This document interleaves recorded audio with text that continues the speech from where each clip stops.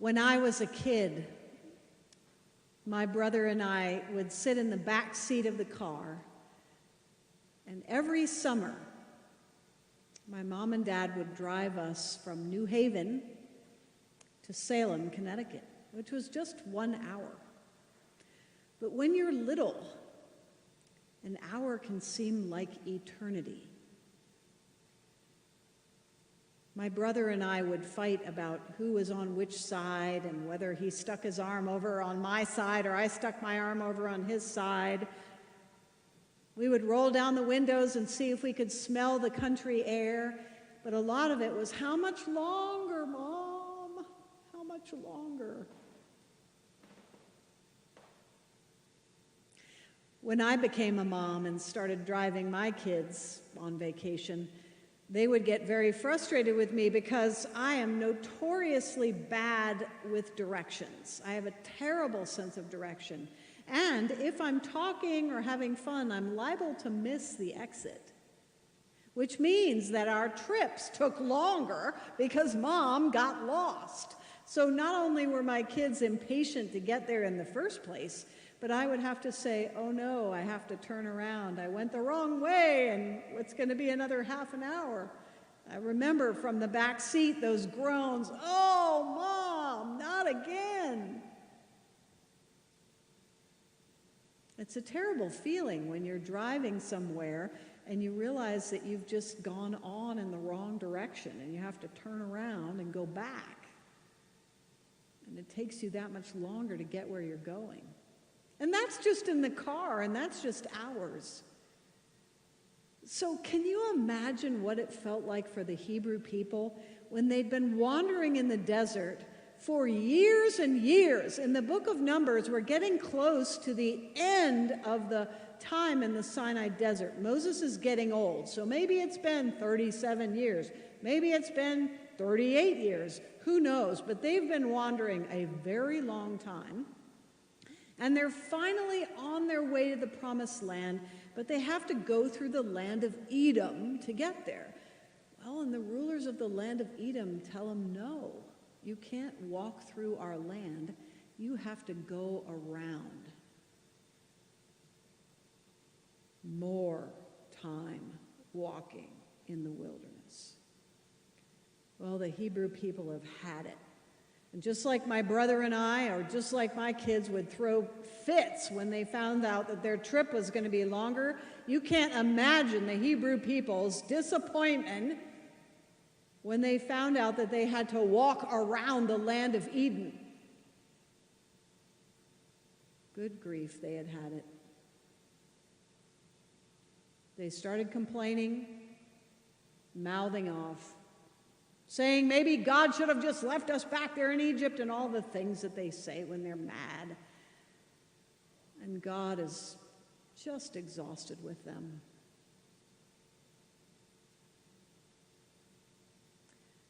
Poisonous snakes arrive. They walk into a pile of poisonous snakes. And the understanding of the Hebrew people was that this was God being mad. They think they're going to die from snake bites. And Moses, once more, with the patience of Job, prays for his people. God, please, please have patience with them. I know that they're throwing temper tantrums. I know that they're throwing fits and complaining, but please don't let them die from snake bites in the wilderness. And so God responds to Moses' faithfulness and tells Moses, put a serpent of bronze up on a pole. Put the snake up on a pole. The source of their poison, the source of their pain, put it up on a pole, and when they look at it, they will be healed. When they look at their pain, at their poison, they will be made well. What a strange concept. But Moses knows enough to do exactly what God instructs.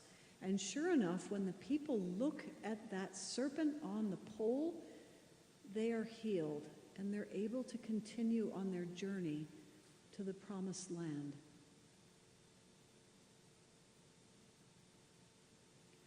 Jesus would later say to his disciples, I am going to be lifted up just like that serpent on a pole.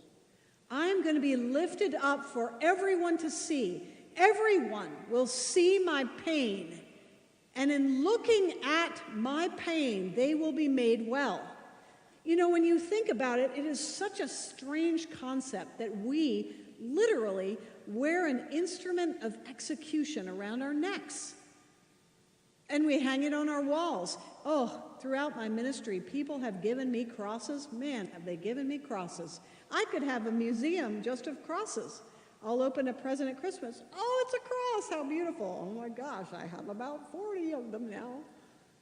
We have little ones and big ones and ones with flowers and brown and white and rainbow and all kinds of crosses.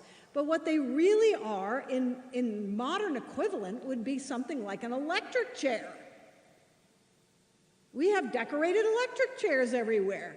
Decorated electric chairs that we hang around our necks, and we consider them holy and blessed. Instruments of healing.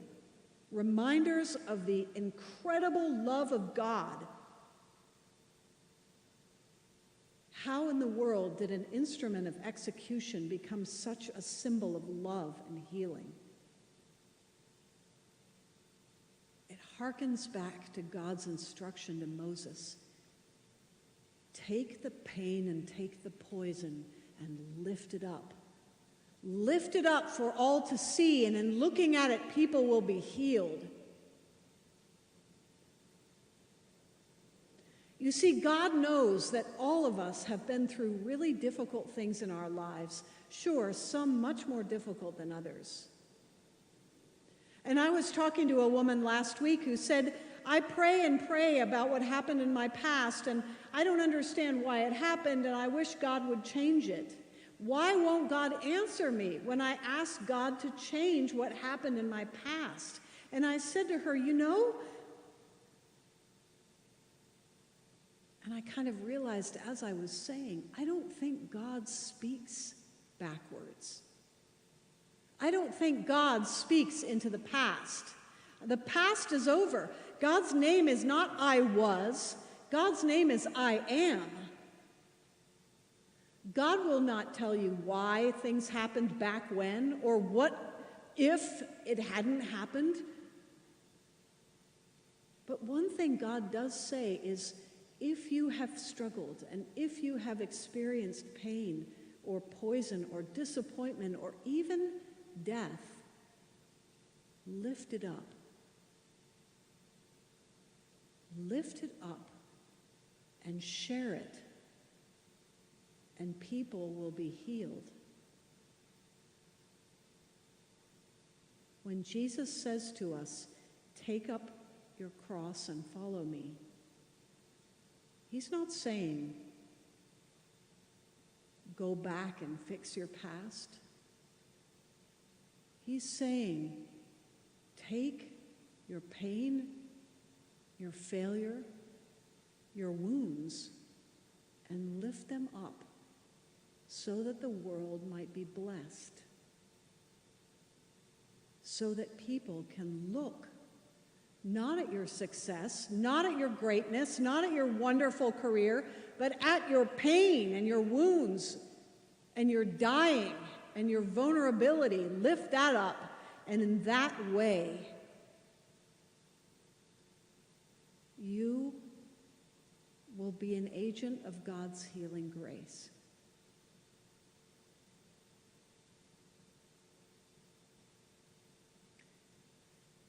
When I had just finished college, I got my very first job in an emergency room at Yale New Haven Hospital. I was what's called an emergency room technician, the lowest of the low. I drew blood and did vital signs and CPR and whatever else anyone told me to do. But occasionally, because I had minored in Russian language, occasionally there would be a Russian patient who didn't speak English somewhere in the hospital, and they might call me. They'd call me to come over and translate so the doctors could explain to the patient what was happening, and the patient could express their worries or their fears to the doctor. I was glad to do it. One day I was working in the emergency room and I was called up to a floor to a Russian man whose name was Yvonne. When I went into his room, all the curtains and drapes and blinds were pulled shut. It was a very dark room. The lights were not on. As I went closer to his bed, I could see that this man had very red and swollen skin all over his body, particularly his hands and face. He was bald and he looked bloated and like his skin was on fire.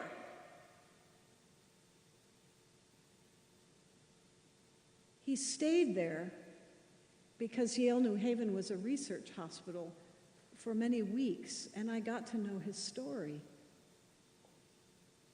Yvonne had been asked years ago to fly over a site called Chernobyl in Russia.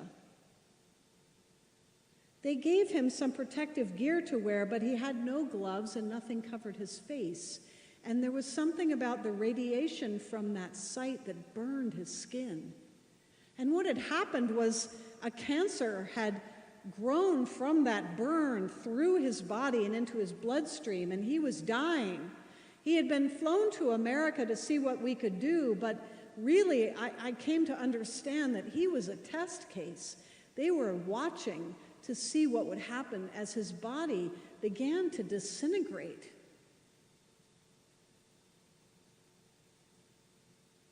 Yvonne said to me, "Katya, I've always wanted to see America, but the sun, it hurts my skin and it hurts my eyes and I can't go out of the hospital, but I want so much just to see America before I die." Well, I talked to the doctors and nurses and they gave me permission. I covered the windows of my car and we covered him with clothes and put dark glasses and we helped him into the car and I drove him around Little New Haven, Connecticut so that he could see America. He was so glad. "Oh, so this is it, rock and roll," he said.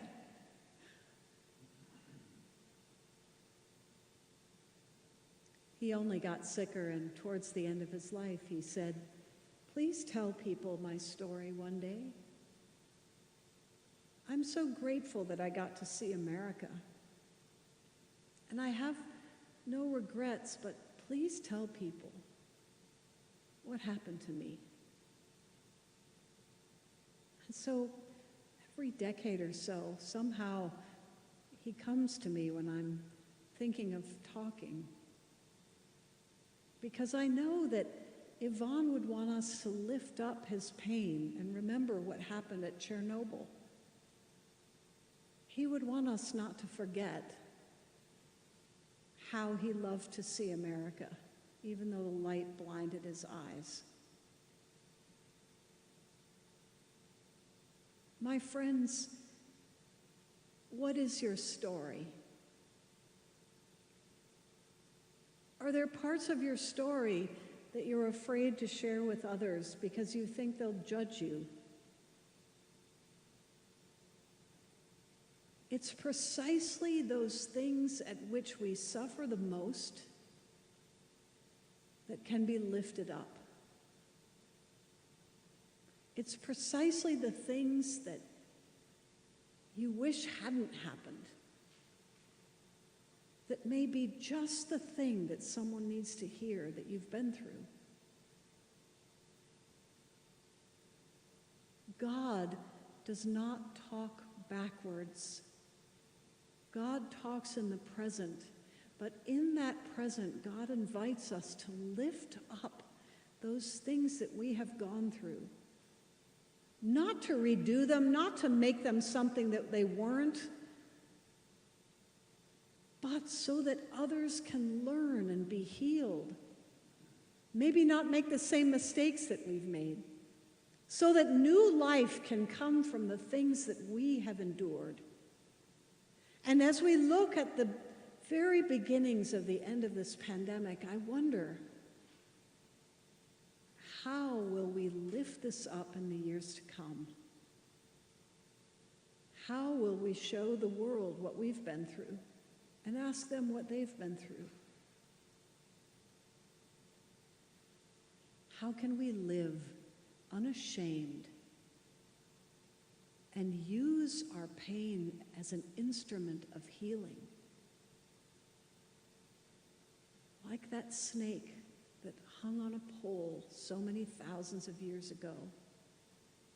And like our Lord, who naked showed us the worst thing that he had ever gone through, could any human being could ever go through. Let us all see it, lifted it up for us to see, so that we might be made well.